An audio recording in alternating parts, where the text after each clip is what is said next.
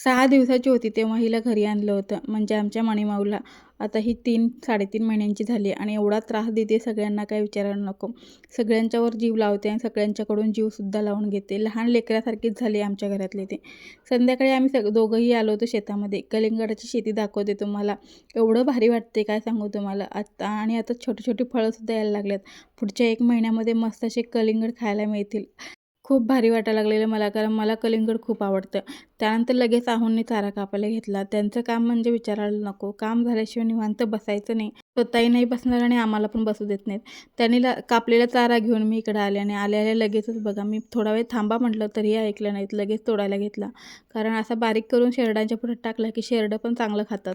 चारा टाकल्यावरती आहो म्हणाले, "हे बघ, तू टाकलेले बीट किती भारी उगवून आले." आणि ते बघून मला खूप भारी वाटलं. त्यानंतर मग संध्याकाळचं वातावरण तुम्ही बघू शकता. लय भारी वाटत होतं म्हणून थोडा वेळ शेतामध्ये दोघंजण गप्पा मारत मस्त असं